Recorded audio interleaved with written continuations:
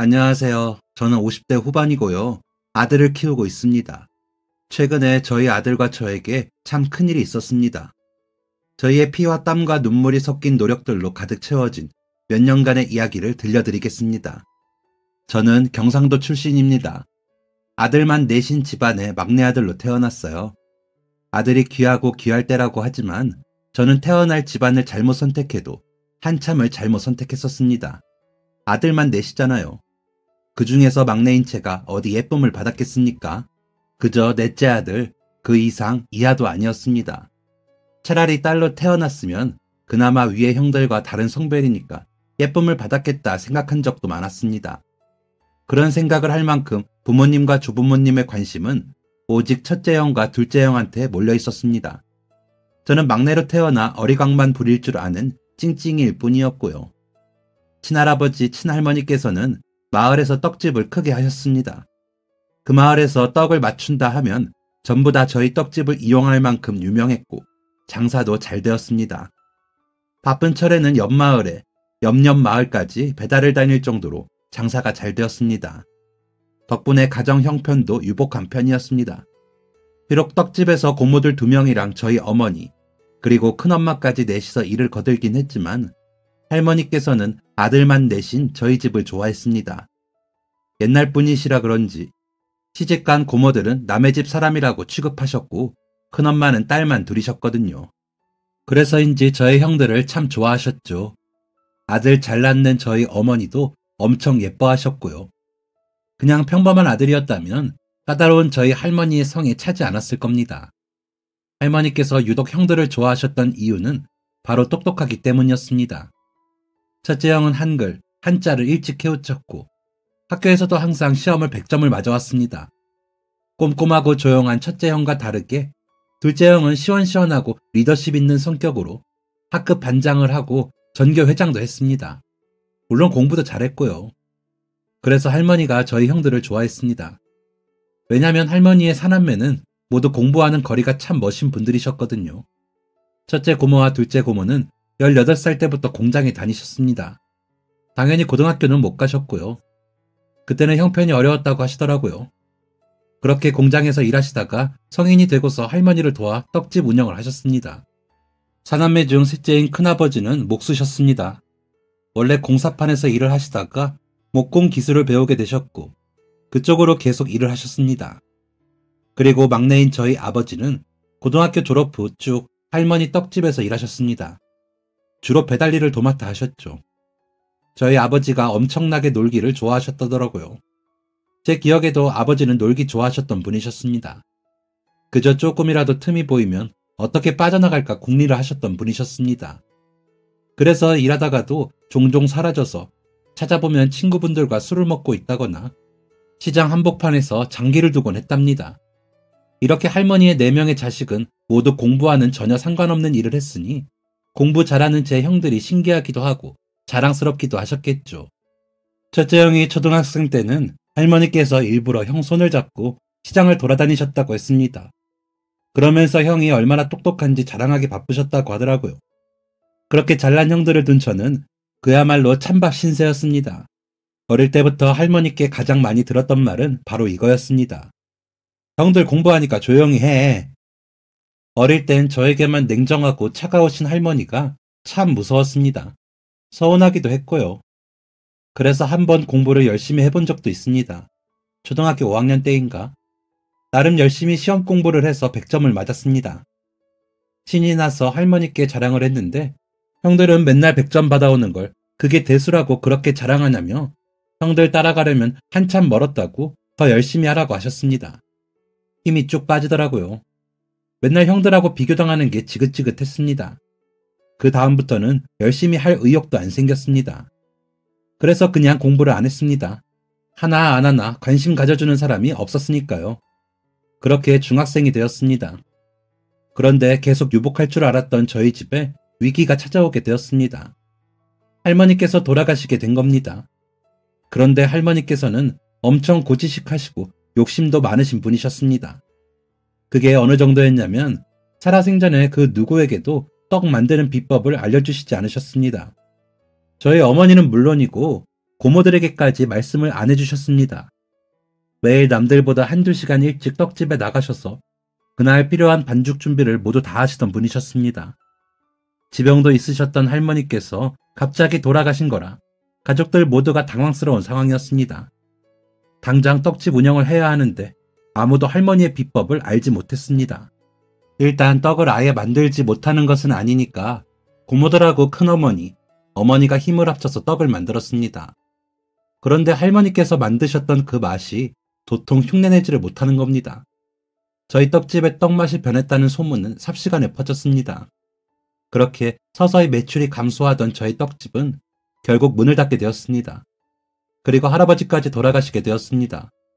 사남매 중 막내였던 저희 아버지는 재산 싸움에서 한참이나 밀렸고 조부모님의 재산 중 10분의 1도 못 미치는 돈을 받고 끝내야 했습니다. 저희 집의 피해는 막대했습니다. 어머니와 아버지가 두 분 다 떡집에서 일하셨는데 졸지에 두 분 다 백수가 된 거잖아요. 아버지는 큰아버지를 따라 목공 현장에 쫓아다니셨고 어머니는 시장에서 일을 하셨습니다. 그때 제가 중학교 3학년이 갓 되었을 때였고 셋째 형이 18살, 둘째 형이 19살, 첫째 형이 21살이었습니다. 첫째 형은 대학교에 다니고 있었습니다. 둘째 형은 대학에 갈 준비를 하고 있었고요. 할머니께서 둘째 형까지 대학 다 보내주신다고 걱정 말라고 하셨었거든요. 그런데 할머니가 돌아가셨으니 둘째 형은 대학교에 가지 못할 형편이 되었습니다. 첫째 형도 계속 학교를 다닐 수 있을지 없을지 모르는 처지였고요. 그때 둘째 형이 진짜 많이 속상해했습니다. 원래 뭐 마음에 담아두는 성격도 아니고 딱히 속상한 것도 없이 시원시원한 형이었는데 그때는 많이 서러웠는지 며칠을 밥도 제대로 안 먹고 맨날 학교 다녀와서 울기만 했습니다. 그때 그냥 갑자기 머릿속에 뭐가 반짝하더라고요. 엄마, 저 고등학교 안 가고 나가서 돈 벌게요. 돈 벌어서 형들 대학교 등록금 제가 낼게요. 형들을 엄청 사랑해서 제가 이 한 번 바쳐서 형들을 지원해줘야겠다. 이런 생각은 아니었습니다. 왜 그랬는지 저도 모르겠습니다.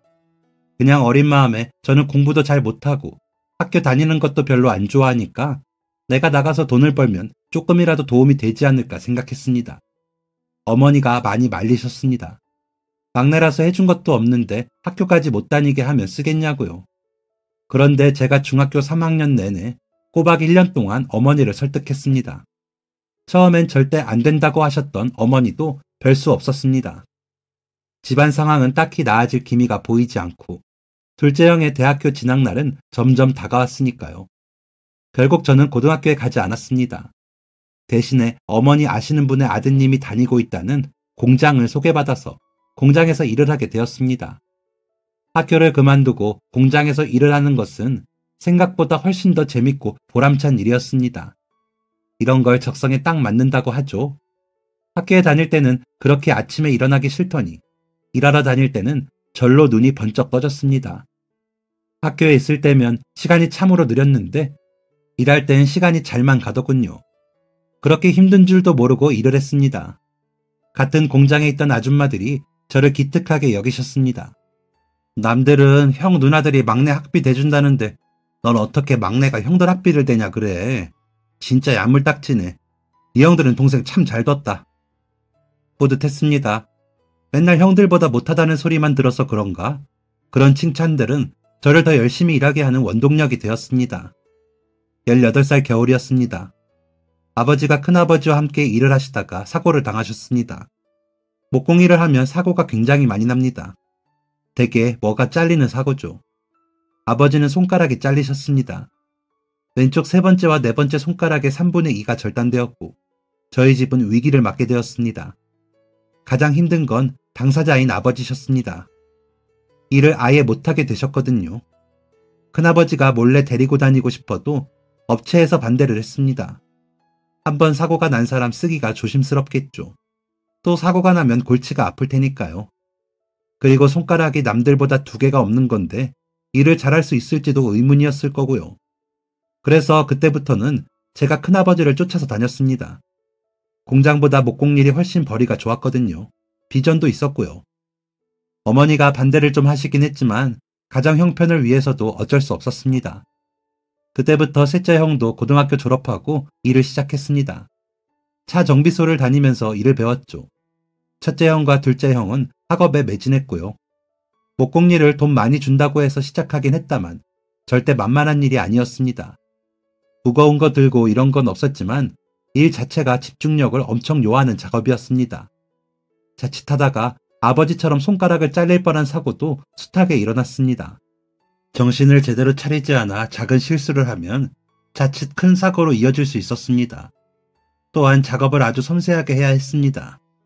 작은 오차도 허용하지 않았습니다. 가지고 움직이는 자재는 한정적인데 실수로 손질을 잘못하면 손해가 막대했습니다. 값싼 목재만 다루는 것도 아니었으니까요. 해가 지기 전에 일이 끝난다는 점은 좋았지만 그만큼 일찍이 잠자리에 들었습니다. 참 고단했거든요. 그래도 그렇게 일한 보람이 있었습니다. 첫째 형이 의대를 졸업했거든요. 졸업하고 국시도 바로 합격을 했고요. 둘째 형도 좋은 학교에서 열심히 배우고 있었습니다. 저는 비록 배운 것 없는 가방끈 짧은 처지였지만 괜찮았습니다. 남들보다 일찍 사회로 나가서 돈도 많이 벌어보고 나름 가장이 되어서 가족들한테 보탬이 될 수 있었으니까요. 그때는 그렇게 생각했습니다. 진짜 괜찮다고요. 그렇게 일해서 둘째 형까지 대학교 졸업을 시키고서야 맘 편히 군대에 갔습니다. 제대하고서도 똑같이 작은 아버지 쫓아서 목공일을 했습니다. 그러다가 결혼을 하게 되었습니다. 제가 원래 술을 잘 안 먹어요. 술 먹으면 혹시 다음날 실수할까봐 걱정이 되어서 먹지를 못하겠더라고요. 아버지께서 사고 난 것도 전날 술 많이 드셔서 실수하셨던 거고요. 그래서 동네 친구들이 술자리 있다고 불러내도 잘 안 나갔습니다. 그러다가 오랜만에 지방에 갔던 초등학교 동창 친구가 올라온다고 하길래 종종 어울리던 애들하고 간만에 모였습니다. 그때 한 녀석이 무지하게 술을 먹었습니다. 이번에 좋은 회사 취직했다면서 신이 나서 술도 쏘고 엄청 먹더라고요. 걱정했는데 아니나 다를까 거하게도 취했습니다. 다른 친구들도 술 좀 들어간 것 같길래 얼른 다 챙겨서 보내고 그나마 술을 적게 먹은 제가 잔뜩 취한 친구를 집까지 데려다 줬습니다. 저희 집에서 가깝기도 했거든요. 질질 끌다시피 겨우 데려가서 대문 초인종을 눌렀습니다. 그런데 그때 너무 예쁜 여자가 친구 집에서 나오는 겁니다. 저는 순간 친구 녀석이 저희 몰래 결혼을 했나 생각했습니다. 그런데 자세히 들여다보니까 어릴 때 봤던 친구의 동생이었습니다. 초등학생 때 보고 본 적이 없었는데 10여 년 만에 본 친구 동생은 몰라보게 예뻐져 있었습니다. 그렇게 친구 동생한테 첫눈에 반했고 제가 엄청 쫓아다녔습니다. 그녀는 회사 격리로 일하고 있었습니다.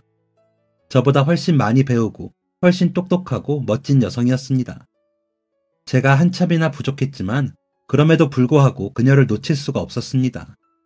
진짜 끈질기게도 쫓아다닌 끝에 연애를 시작했고 연애하고 3개월 만에 식 올렸습니다. 형들보다도 먼저 장가를 갔습니다. 요즘이야 그런 일이 많지만 옛날에는 상상도 할 수 없던 일이었어요. 그런데 제가 가장 노릇을 하기도 했고 형들은 계속 공부하느라 결혼 생각이 없기도 해서 제가 얼른 가버리는 게 낫겠다 싶어 부모님도 허락을 해주셨습니다. 하지만 별다른 지원은 없었습니다. 형들도 자리 잡기 전이라 뭐 해줄 수 있는 게 없다고 미안하다고 하더라고요. 아버지야 워낙 고지식한 분이시라 막내놈 가는데 뭘 해주냐 하셨고요. 그래서 그때 결혼식 치르고 남은 돈에 어머니가 주신 돈 조금 더해서 총 150만 원 가지고 서울로 올라왔습니다. 서울로 온 이유는 딱히 없었어요. 그런데 제가 계속 밑에 있으면서 가족들 보다 보면 가장 노릇을 계속 해야 할 것 같았습니다. 계속 그렇게 돈 벌어다가 퍼날라줘야 할 것 같았어요. 그래서 그냥 막연하게 서울에 올라가면 가족들과 덜 봐도 되지 않을까 생각했고 성공할 수 있을 거란 확신이 있었습니다. 기술 하나 가지고 있으니 어디서든 먹고 살지 않을까 했던 거죠. 아내도 서울에 대한 로망 아닌 로망이 있기도 했고요. 서울 올라와서 방도 없는 반지하 원룸에서 신혼생활을 시작했습니다. 제 예상대로 서울에서도 목공일을 취급 잘해주더라고요. 금방 일자리를 구해서 일을 할 수 있었습니다. 아내도 벌어서 보태겠다며 격리일을 알아봤는데 일자리 알아보던 중 아내가 임신했다는 사실을 알게 되었습니다. 그래서 일은 다시 하지 못하고 집에 있게 되었죠. 내 자식이 생긴다고 생각하니 더 신중을 가해서 일을 하게 되더라고요. 더 열심히 일하게 되고요. 그래서 아이 태어날 쯤엔 반장으로 올라갔습니다. 제가 이 일 하면서도 한 번도 부끄러웠던 적이 없었습니다. 떵떵거리면서 자랑할 직업은 아니지만 그래도 나름 최선을 다해서 이 일을 하고 있었고 제 식구들 사는데 부족하지 않게 돈을 벌었기에 오히려 자랑스러웠습니다. 잘 모르는 사람들이 간혹 너 하는 일 막노동 아니냐 해도 한 귀로 듣고 한 귀로 흘렸습니다. 그런데 살면서 보니까 그게 아니더라고요. 아이가 초등학교 5학년이 되었을 때였습니다. 퇴근하고 집에 갔는데 아내가 심각한 표정으로 저를 부르더라고요. 태훈이 학교에서 전화 왔어. 내일 학교로 오라고 하네. 학교? 학교는 왜? 태훈이가 반 친구랑 싸웠다더라고. 그 애 팔이 부러져서 병원에 갔다네. 뭐? 이놈의 자식이. 이 자식 지금 뭐해? 아유, 태훈이 잠들었어. 태훈이도 얼굴 다 터져서 와서 병원 다녀왔어. 공부하라고 보내놨더니 쌈박질을 해? 왜 싸웠대? 모르겠어. 도통 얘기를 안 하네. 내일 오전에 갈 거지? 나도 같이 가. 사과드리고 병원비도 보상해야지. 남자애들이야 원래 치고받고 하면서 큰다는 걸 알고 있었지만 평소에 얌전하던 아들이 싸움을 했다니 좀 놀랐습니다. 사춘기가 시작되면서 엇나가는 건가라는 생각도 들었고요. 그래서 이런 일이 생겼을 때 확실하게 가서 상황을 잘 처리해야겠다고 생각했습니다. 다음날 아침, 아내와 아들과 함께 길을 나섰습니다. 그런데 아들 표정이 말도 아니더라고요.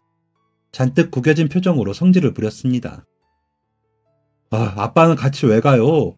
부모님 한 분만 오시면 된다고 했어요. 이 자식이 아빠한테 말하는 버르장머리 봐. 아침부터 한바탕 다그치고 학교를 향했습니다. 기분이 상당히 좋지 않더라고요. 아빠는 부모 아닌가요? 아무튼 그렇게 학교에 도착해서 담임 선생님과 부장 선생님을 만나 뵈었고 곧 같이 싸운 학생과 그 부모님도 왔습니다. 잔뜩 긴장을 했는데 그쪽 부모님도 죄송하다고 사과를 하더라고요.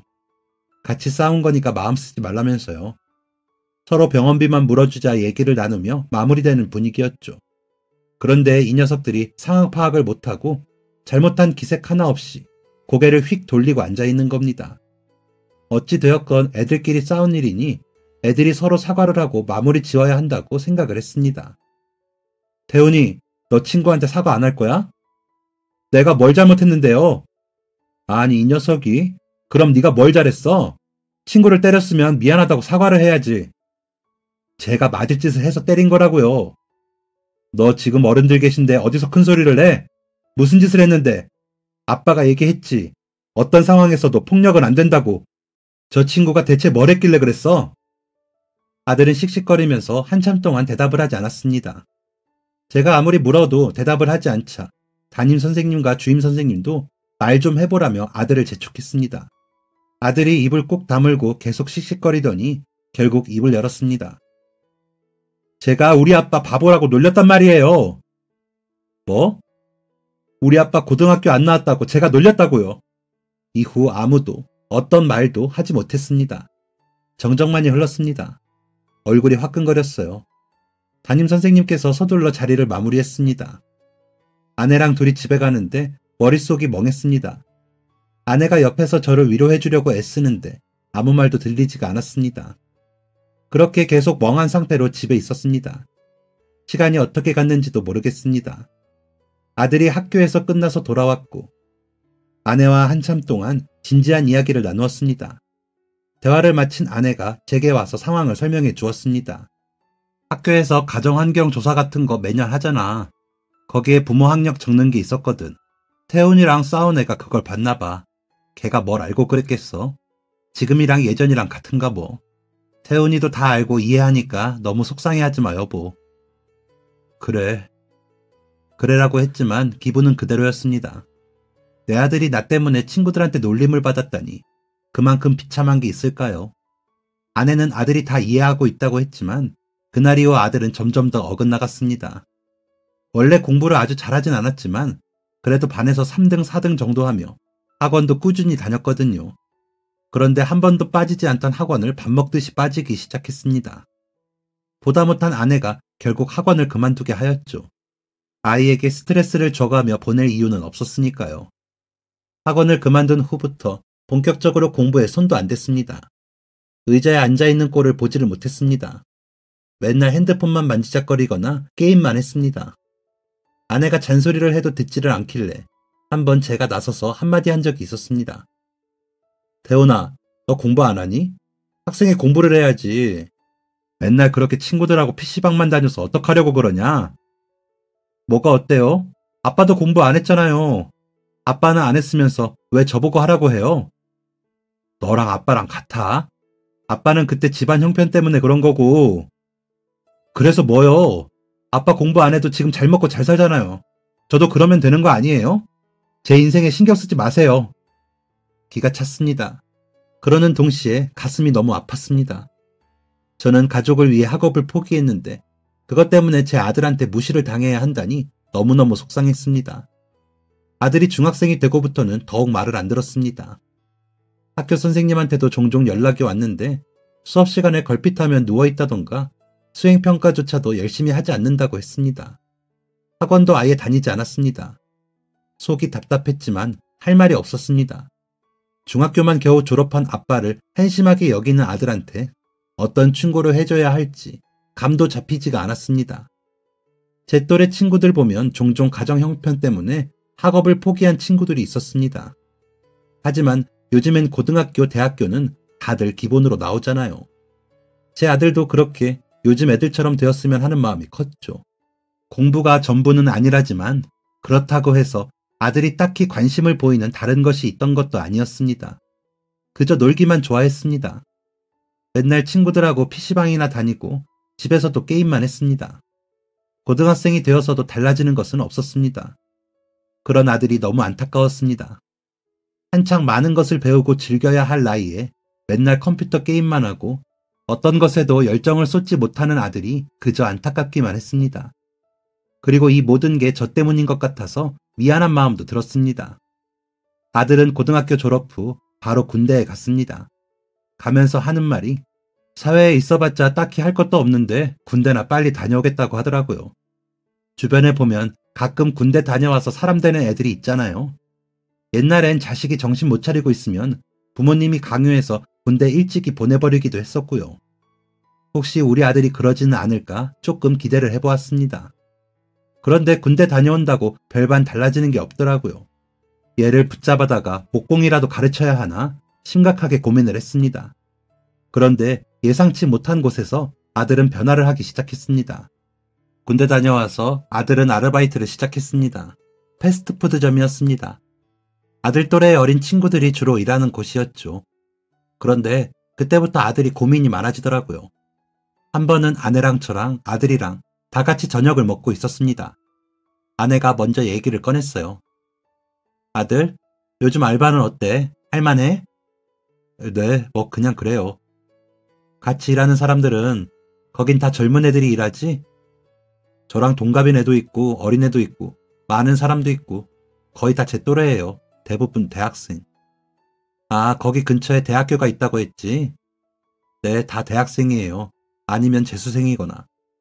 어머, 그래? 그래서 대화가 잘 어울리기도 좀 아니에요. 어물쩍거리며 말을 하던 아들이 아니라고 하면서 대충 넘어갔지만 아들의 표정이 뭔가 미묘하게 달라졌다는 걸 아내와 저는 느낄 수 있었습니다. 아들은 그날 이후에도 일을 마치고 집에 와서 가끔 아내에게 와서 이런 걸 물어봤다고 하더라고요. 대학교에 가면 등록금이 얼마나 드냐? 대학교 가면 좋냐? 이런 과도 있다던데 그건 뭐 하는 학과냐? 학점이 몇 점이라던데 이거 학점이 높은 거냐? 등등이요. 아예 공부에 관심이 전혀 없으니 대학교에 대한 정보도 무지했던 아들이 그제서야 대학교에 관심을 조금씩 보이는 겁니다. 그러면서 아들의 마음이 심란하다는 걸 어렴풋이 알 수 있었습니다. 같이 TV를 보면서도 또래 애들이 나오면 한숨부터 내쉬더라고요. 그게 연예인이건 일반인이건 상관없이요. 나중에 아들한테 왜 그렇게 TV 보면서 한숨을 뱉었냐고 물어보니까 자기가 맡은 일을 하면서 반짝반짝 빛나는 또래들을 보면서 자격지심을 느꼈다고 하더라고요. 본인이 한심하게 느껴지고 가치 없는 인간처럼 느껴졌다고요. 그러다 결정적으로 아들의 마음이 혼란스러워진 계기가 있었습니다. 아들이 아르바이트를 쉬는 날이었어요. 친구들하고 놀다 온다고 하더라고요. 11시쯤에 집에 들어온 아들의 표정이 좋지 않았습니다. 무슨 일 있었냐고 물어보니까 아들이 어깨가 축 처져서 넋두리를 풀더라고요. 고등학교를 같이 나온 친구들하고 식당에 갔다가 같은 초등학교를 나온 친구들을 만났대요. 그런데 그중 한 명이 아들과 5학년 때 싸워서 팔이 부러진 그 친구였답니다. 둘이 싸우기 전에 원래 엄청 친했어요. 싸우고 나서 좀 서먹해지긴 했지만요. 벌써 10여 년이나 지난 일이기도 하고 다 큰 성인이 되었으니까 그런 과거에 아랑곳하지 않고 서로 근황을 나누었답니다. 그런데 그렇게 우연히 만난 친구 4명이 다 대학생이거나 아니면 벌써 대학교를 졸업한 애도 있었대요. 한 명은 사범대 다닌다고 하면서 대학교 가니까 공부를 더 많이 한다고 힘들어 죽겠다고 하고, 한 명은 이번에 졸업하고 면접 합격해서 다음 달부터 인턴 들어간다고 하고, 한 명은 곧 복학한다고 하고, 마지막으로 아들과 싸웠던 그 친구는 미국으로 교환학생을 간다고 했답니다. 그 얘기를 아내 앞에서 하던 아들의 표정이 말이 아니었습니다. 자신감 하나 없이 어깨가 축 처져 있고 자존감도 바닥을 치고 있고 속상하고 억울해 죽겠다는 표정이더라고요. 가만히 그런 아들의 모습을 보고 있는데 이게 어쩌면 마지막 기회가 아닐까 하는 생각이 들었습니다. 아들뿐만 아니라 저한테도요. 태훈아, 너 아빠랑 공부 한번 해볼래? 네? 공부요? 무슨 공부요? 무슨 공부긴 대학 가는 공부지. 한번 해볼래? 제가 무슨 공부를... 그리고 아버지는 갑자기 왜요? 내가 이대로 죽으면 중학교만 나온 거 평생 한이 될 것 같아서 그래. 어때? 아빠랑 한번 해볼까? 아들이 당황스러운 표정으로 빤히 저를 쳐다봤습니다. 황당할 만도 하죠. 평생 손 놓고 있었는데 갑자기 공부라니요. 그런데 아들도 갑자기 결심이 섰는지 눈빛이 부리부리하게 바뀌더니 그래요 그럼 하더라고요. 그때부터 저희 부자의 공부가 시작되었습니다. 일단 호기롭게 시작은 했다만 뭐부터 해야 할지 막막했습니다. 40 넘어서 갑자기 공부라니요. 그런데 난감하게는 아들도 마찬가지였나 봅니다. 문제집이나 일단 사보려고 둘이 서점에 갔는데 1시간을 고민하다가 결국 빈손으로 집으로 돌아왔습니다. 보다 못한 아내가 인터넷을 뒤져서 저희 수준에 맞는 중학교 3학년 문제집을 사주었습니다. 그런데 요즘 중학생들 대체 무슨 공부를 하는 건지 저는 그것도 어렵더라고요. 아들도 끙끙대기는 마찬가지였습니다. 독학으로 하다 안 돼서 결국 인터넷 강의도 신청했습니다. 요즘 인터넷 강의 사이트도 엄청 많고 선생님들도 무지하게 많더라고요. 진짜 선생님들 대단하신 것 같습니다. 설명을 참 쉽게 잘해주시더라고요.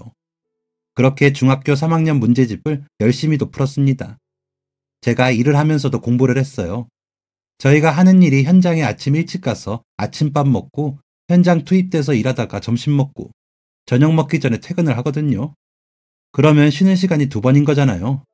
그때마다 주머니에 있던 영어 단어 수첩 꺼내서 봤습니다. 그리고 수학 공식 같은 거 적어두고 계속 봤고요. 나이 들어 공부하려니까 자꾸 까먹어서 수첩이 너덜너덜해질 때까지 숱하게 봤습니다. 열심히 하기는 아들도 마찬가지였습니다. 아들이 아침 7시부터 오후 2시까지 아르바이트를 했는데 아내 말을 들어보니까 맨날 출근할 때 문제집 챙겨서 가방에 넣고 가고 가는 길 오는 길에 핸드폰으로 봤던 강의 복습한다고 하더라고요. 아들이 그만큼 열심히 해서 저도 따라서 열심히 할 수 있었던 것 같습니다. 3개월 하다가 아들은 고등학생 문제집을 샀습니다. 아들이 공부가 너무 재밌대요. 저희 아들 입에서 그런 말이 나올 줄은 상상도 못했습니다. 그렇게 공부를 하다가 아들이 저한테 검정고시를 보라고 추천해 주더라고요. 그럼 고등학교 졸업한 거랑 똑같다면서요. 그래, 이왕 하는 거 뭐라도 결실을 맺어보자 싶어서 더 열심히 공부했습니다. 같이 일하던 사람들도 제 나이에 검정고시 따는 거 쉽지 않은 건데 진짜 대단하다며 응원해줬습니다. 고등학교 검정고시는 쉽다고들 하지만 저한테는 그것마저도 어렵더라고요. 그래서 꼬박 1년을 열심히 공부해서 시험에 합격을 했습니다. 제 합격 소식을 듣고 가장 기뻐했던 것은 바로 아들이었습니다. 아빠 진짜 멋있어요. 아빠 진짜 대단해요. 아주 어릴 때 말고는 아들이 저한테 멋있다고 한 적이 없었어요. 딱히 사이 좋은 부자도 아니었으니까요. 그런데 아들이 저한테 멋있다고 해주는데 그게 너무 행복하더라고요. 별것도 아닌데 제가 진짜 멋진 사람이 된 것처럼 자신감이 막 올라갔습니다. 검정고시 합격하고 오히려 더 열심히 공부를 했습니다. 아내가 집에 수험생이 2명이 있는 것 같다면서 재밌어 했습니다. 아내는 저와 아들을 위해서 식단도 더 잘 챙겨주고 몸에 좋다는 야채를 잔뜩 갈아서 주스를 타주기도 했습니다. 그리고 그렇게 좋아하던 주말 연속극도 거실에서 안 보고 혼자 방에서 핸드폰으로 보더라고요. 아내도 많이 노력을 해주었습니다. 고등학교 과정을 공부하던 아들이 본격적으로 수능 공부를 해보겠다고 했습니다. 저희는 적극적으로 아들을 응원해 주었습니다. 학원이라도 보내준다고 했는데 아들이 한사코 거절을 하더라고요. 인터넷 강의로 충분할 것 같다면서 혼자 힘으로 어디까지 할 수 있나 해보고 싶다더군요. 필요하면 자기가 말하겠다면서요. 그렇게 아들은 홀로 긴 싸움을 자처했습니다. 같이 공부하자고 해놓고 저만 가만히 있을 수는 없어서 저도 따라서 공부를 했습니다. 확고한 목표가 있었던 건 아니었지만 그냥 아들이 외롭게 공부하게 두고 싶지는 않았습니다. 그렇게 아들과 결심을 세우고 공부를 한 지 자그마치 3년이 흘렀습니다. 3년 동안 저는 검정고시도 합격을 했고 수능 공부를 시작했습니다. 아들은 3년 동안 평일에는 매일 아르바이트를 다니면서 집에 있는 시간에는 계속 공부를 했습니다. 친구들하고 그 좋아하는 PC방 한번 가지 않고 공부에만 열중을 했습니다. 그렇게 독하게 3년을 보낸 저희 아들은 그렇게 갈망하던 대학교에 가게 되었습니다. 그것도 법학과에 들어가게 되었습니다. 저랑 아내랑 정말 까무라쳤습니다. 아들이 저희한테 말을 안 했어요. 수능 본다는 건 알고 있었지만 수능 보고서 별다른 말이 없길래 결과가 썩 좋지 않았나 보다 했습니다. 가채점을 하고서 성적을 대강 알 수 있었을 텐데 왜 말 안 했냐니까 그냥 대학교 합격하고 합격증을 보여주고 싶었다더라고요. 수능 점수가 중요한 게 아니라 아들한테는 대학교에 갔다는 게 더 중요한 목적이었으니까요. 그거야 그렇다 치고 아들이 법에 관심이 있는 줄은 몰랐습니다. 공부를 생전 안 하던 애가 평생 공부해야 하는 법 공부를 시작하다니 놀랄만도 했죠. 그런데 아들이 공부를 하다 보니까 공부가 너무 재밌다고 하더라고요. 계속 하고 싶을 만큼이요. 그래서 이왕 수능 보는 거 목표를 높게 잡았고 변호사가 멋있어 보여서 한번 법학과에 도전을 해봤다고 했습니다. 애처럼 까불거리기만 할 줄 알았는데 언제 커서 이렇게 혼자 진중하게 생각도 하고 곧장 실행도 잘하는지 제 아들이지만 정말 대견하고 뿌듯하더라고요. 저는 지금이다 싶어서 아들한테 한 가지 사실을 고백했습니다. 대훈아, 사실 아빠가 할 말이 있어. 뭔데요? 아빠도 수능 봤다. 네? 아빠도요? 왜 말씀 안 하셨어요? 아니 그것보다 왜요? 수능을요 갑자기. 너 따라서 공부하는데 아빠도 목표가 있어야 할 것 같아서 수능 봤지. 그런데 이것 좀 봐라. 제가 아들 따라서 수능 공부를 좀 했습니다. 아들만큼 열심히 하지는 못했지만 그래도 가장 노릇하면서 열심히 문제집 풀고 인강 들여다봤습니다. 그랬더니 수능 성적이 생각보다 잘 나왔더라고요. 아들뻘 가득한 수험장에서 신기한 눈치로 이겨내며 열심히 문제를 푼 보람이 있었습니다. 그래서 수능 성적 잘 나온 김에 대학교도 한번 지원을 해봤습니다. 뭐 제가 학구열이 있어서 아들처럼 평생 공부하는 법학과 같은 건 아니지만 제가 요리에 관심이 좀 있거든요. 고등학생 때 잠깐 요리사가 꿈이었던 적도 있었고요. 그래서 이왕 이렇게 된 거 요리를 한번 배워보면 어떨까 생각이 들어서 서울에 있는 전문대학교에 지원을 해봤습니다. 기대는 전혀 안 했어요. 어떤 학교에서 저처럼 다 늙은 사람을 뽑아주겠어요. 그런데 진짜 말도 안 되게 제가 합격을 한 겁니다. 저조차도 믿기지가 않았습니다. 저는 대학교에 합격한 것을 아들한테 말했습니다. 아들이 엄청 놀라더니 저를 꽉 안아주었습니다. 아빠, 진짜 멋있어요. 아빠가 최고예요. 제가 최고라고 하는데 아들 목소리가 떨리더라고요. 아들은 울고 있었습니다. 아들은 울음을 꾹꾹 참는 듯 하다가 끝내 엉엉 울음을 터뜨렸습니다. 아빠, 제가 그동안 아빠한테 상처를 드려서 죄송해요. 한 번도 아빠가 창피하다거나 아빠를 한심하게 생각한 적 없어요. 제가 철이 없었어요. 죄송해요, 아빠. 이제 정말 효도할게요. 앞으로 아빠한테 진짜 효도하면서 살게요. 아들이 펑펑 울면서 얘기하는데 저도 따라서 눈물이 나더라고요. 저도 아들 끌어안고 괜찮다고, 너무 대견하다고 하면서 눈물을 흘렸습니다. 그런데 제가 대학교에 합격을 했지만 진짜로 다닐 생각은 없었거든요. 정말 그냥 한번 지원만 해본 거지 그 큰 등록금 내가면서 이 나이에 다시 공부를 할 생각은 없었습니다. 그런데 제 아내가 학교에 가라고 하더라고요. 당신 이제껏 가장 노릇하느라 수고했어요. 이젠 내가 나가서 돈 벌 거니까 당신은 하고 싶은 거 해요. 그러면서 아내가 아는 사람이 운영하는 회사에 좋은 조건으로 격리로 들어가게 되었다고 하더라고요. 그렇게 저는 얼떨결에 가장에서 학생이 되었습니다. 그리고 이 소식은 곧 제 형제들에게도 전해지게 되었습니다. 형들이 다 잘했다면서 장하다고 하더라고요. 그러면서 형들끼리 돈을 모아서 제 2년치 등록금과 아들의 등록금을 모아서 줬습니다. 옛날에 뒷바라지 해준 거 고마웠다면서요. 그때 못한 공부 지금 원없이 하라면서 말이죠. 그리고 제가 학생이 된 것을 좋아하신 또 한 분은 바로 저희 어머니였습니다. 어머니가 지금 고향에서 둘째 형하고 같이 살고 계시거든요. 어머니와 통화를 하는데 어머니가 많이 우셨습니다. 그때 미안했다면서요. 어린 저한테 가장 노릇 시키면서 계속 마음이 안 좋았다고. 그런데 또 집안 사정이 사정이다 보니까 말리지도 못했다면서 평생 죄책감이 있었는데 이제 죽어도 여한이 없다는 말씀까지 하시면서 많이도 우셨습니다. 어머니가 미안할 게 뭐가 있나요?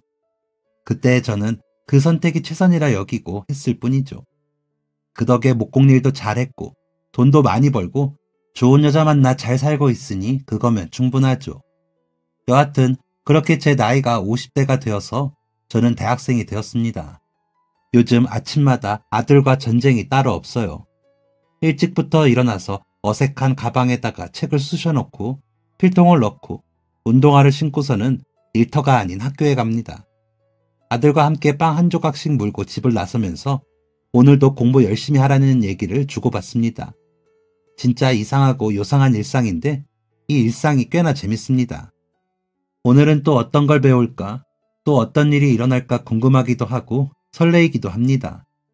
중학생 때 마지막으로 학교에 다닐 때는 진짜 학교가 너무 싫었습니다. 지겹고 재미도 없었고요. 그런데 크면서 보니까 그 지겹고 재미없는 순간조차도 다시 떠올려보면 추억이더라고요. 그때 좀 더 열심히 공부를 할 걸, 학교 생활도 더 마음껏 즐겨볼 걸 하고 후회가 많이 되었습니다. 사실 그때 대학생 형들 보면서 아주 조금 부러운 마음도 있었고요. 남들보다 배는 늦었지만 지금이라도 그 재미난 일상을 좀 즐겨보려고 합니다. 원 없이 배워보려고 합니다. 그래서 요즘 운동도 시작했어요. 20대 젊은 사람들 따라가려면 체력은 필수겠더라고요. 올해 제 목표는 수석을 하는 야심찬 목표도 세웠습니다. 이번에도 아들한테 같이 도전해보자고 할까봐요. 아들은 분명 잘해낼 수 있을 것 같다는 확신이 있습니다. 누군가는 이렇게 말하고 합니다. 늦었다고 생각할 때가 진짜 늦은 거라고. 그런데 늦었다고 생각할 시간에 한 번이라도 더 도전해보면 어떨까요? 도전에는 늦은 나이가 없습니다. 저는 이제 겨우 100살 인생의 반을 살았습니다. 앞으로도 무궁무진하게 도전할 수 있는 일이 많다고 믿습니다. 3년 동안 그랬던 것처럼 저는 또 새로운 도전을 향해 열심히 달릴 것이고 그 길엔 언제나 제 아들이 함께 할 것입니다. 긴 이야기 들어주셔서 감사합니다. 올해는 여러분들의 인생에 모든 결실을 맺는 한 해가 되었으면 좋겠습니다. 지금까지 사연 들어주셔서 감사합니다. 사연이 재밌으셨다면 구독과 좋아요를 눌러주세요. 감사합니다. 안녕히 계세요.